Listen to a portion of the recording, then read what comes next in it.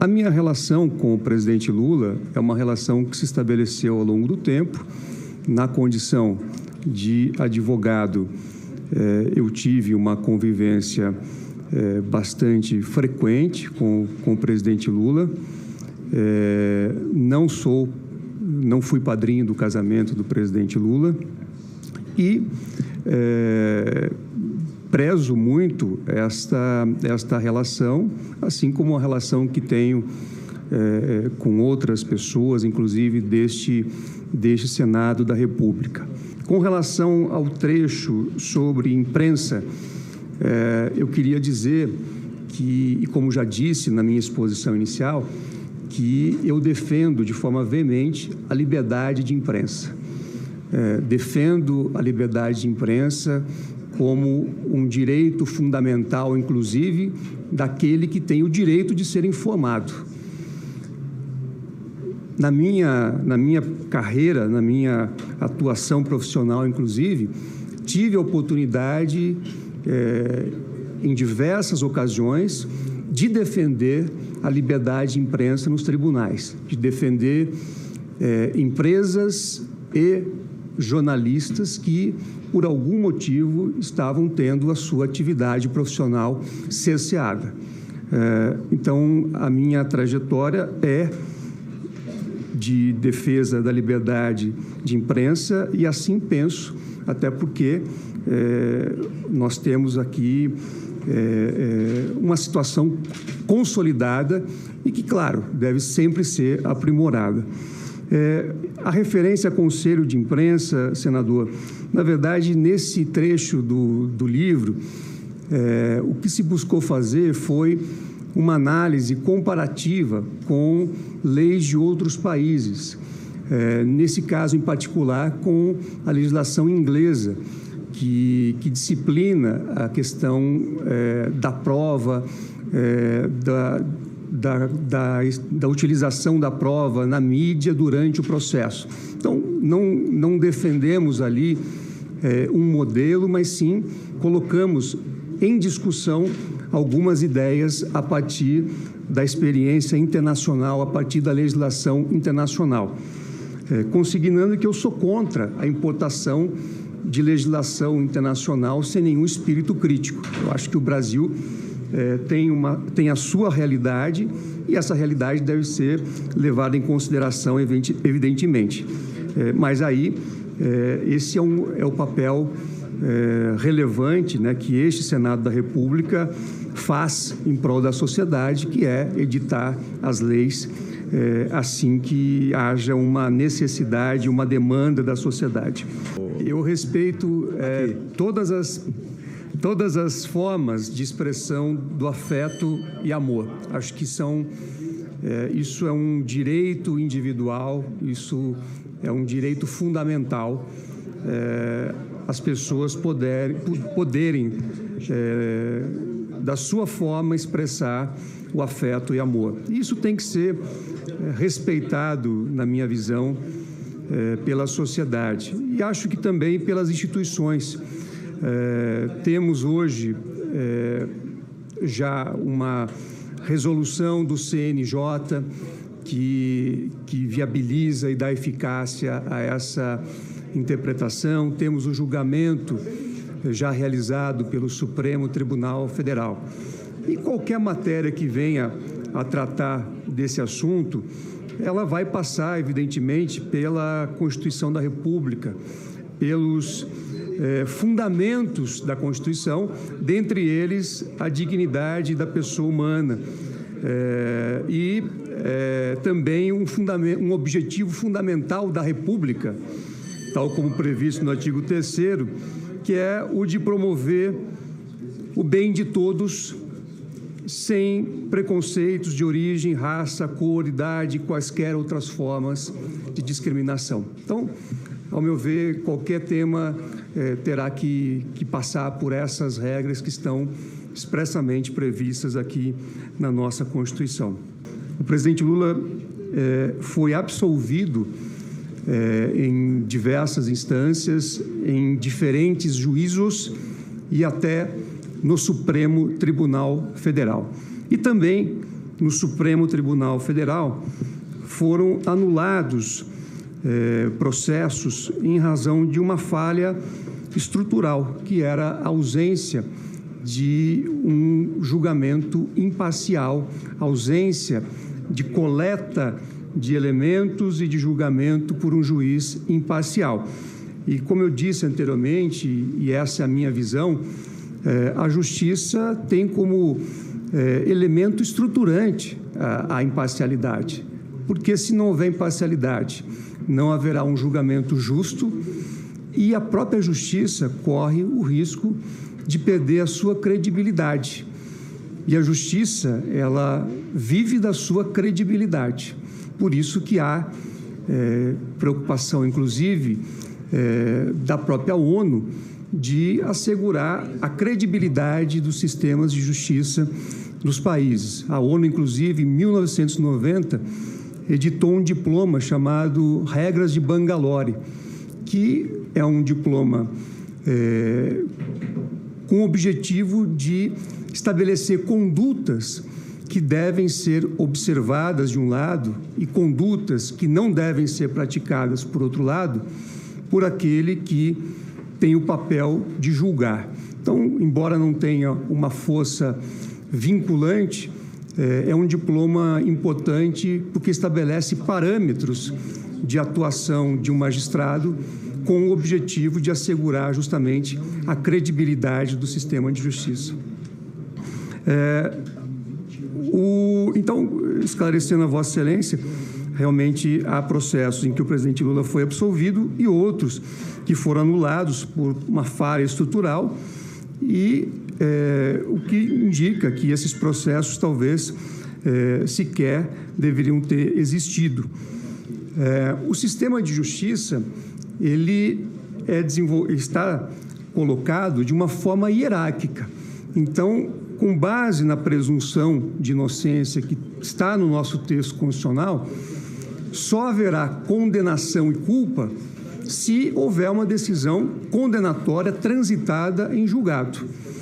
Então, à medida que o processo está se desenvolvendo na Justiça, na primeira, na segunda instância ou nos tribunais superiores, na verdade, não existe formação da culpa, senão ao final do processo, se houver a condenação transitada em julgado. De modo que, se uma instância superior anula ou reforma uma decisão condenatória, o que houve, na verdade, o que prevalece é esse resultado. É o resultado que foi colocado pela instância mais elevada dentro dessa hierarquia do sistema de justiça. A liberdade de expressão, eu já disse aqui numa fala anterior, eu reputo que é um direito fundamental, é algo que tem que ser prestigiado realmente, porque é assim que se dá o debate de ideias, assim que se dá a transmissão do conhecimento, das posições. Mas não é um valor absoluto. Não digo aqui que deva haver qualquer tipo de censura, mas sim que haja um limite para que a liberdade de expressão não viabilize a prática de crimes, porque aí haveria essa limitação da própria legislação. Hoje nós temos uma população carcerária de mais de 700 mil presos, que poderá chegar a próximo de 1 milhão se todos os mandados de prisão forem cumpridos. E sendo que, segundo dados do CNJ, cerca de 69% da população carcerária é composta de pessoas negras. Então, é um dado bastante preocupante e acredito que mereça uma atenção especial esse perfil, né, da justiça criminal, que não deve ser jamais um perfil de uma justiça que persegue determinados grupos, determinadas etnias, determinadas pessoas por as suas características pessoais, mas sim uma justiça que tem por objetivo exclusivamente punir a prática de atos ilícitos e, sobretudo, a prática de atos criminosos. Eu penso que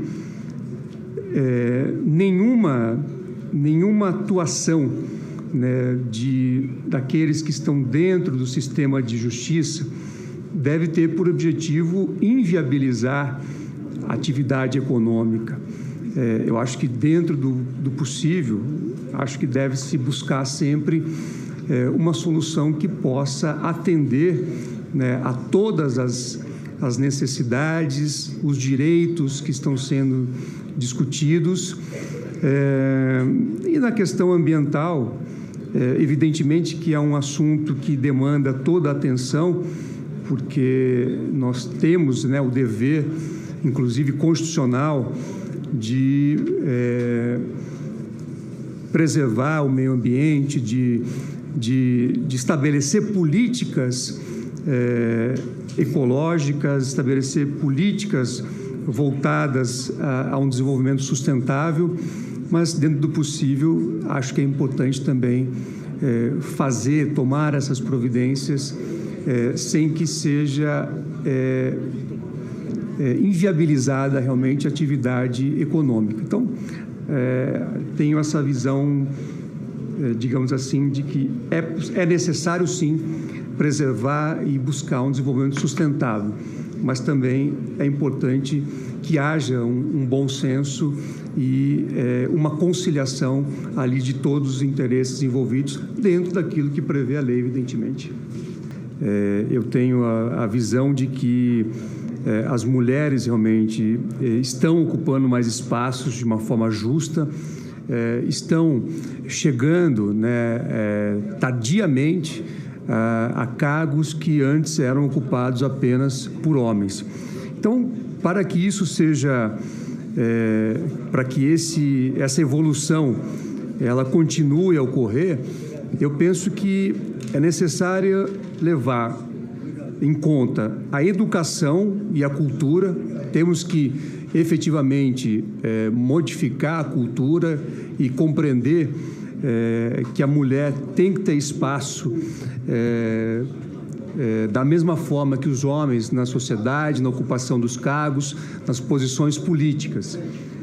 E também as medidas legislativas acabam também sendo importantes para viabilizar e corrigir essa injustiça. Este Congresso já editou leis relevantes e que hoje estão sendo aplicadas com esse objetivo e, eventualmente, novas leis poderão ser pensadas sem prejuízo, efetivamente, de consolidar na cultura brasileira a necessidade de assegurar o espaço às mulheres em todas as áreas. Eu penso que o combate à corrupção é fundamental para a sociedade, ele deve acontecer, agora sempre com a observância do devido processo legal.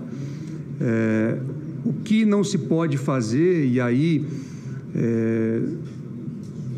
pode configurar o lawfare, é usar o combate à corrupção como pretexto para perseguir pessoas, empresas e instituições. Então, você cria acusações sem materialidade, promove simultaneamente uma campanha contra o alvo para buscar alcançar fins ilegítimos. Isso é o lawfare e isso acredito que não podemos aceitar. Então, acho que sempre temos que dar efetividade ao combate à corrupção, mas nunca transformar o combate à corrupção num pretexto para promover perseguições. Em relação à prática de fishing expedition,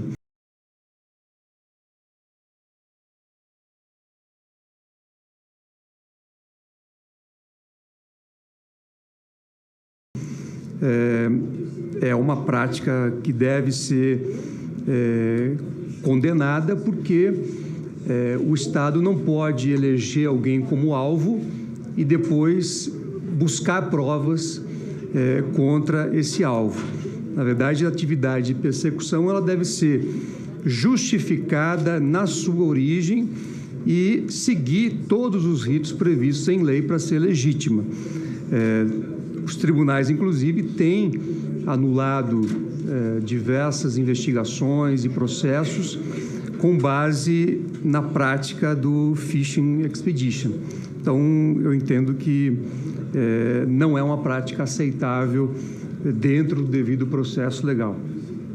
O artigo 227 da Constituição diz que é dever da família, da sociedade e do Estado assegurar à criança, ao adolescente e ao jovem, com absoluta prioridade, o direito à vida, à saúde, à alimentação, à educação, ao lazer, à profissionalização, à cultura, à dignidade, ao respeito, à liberdade, à convivência familiar e comunitária, além de colocá-lo a salvo de toda forma de negligência, discriminação, exploração, violência, crueldade e opressão.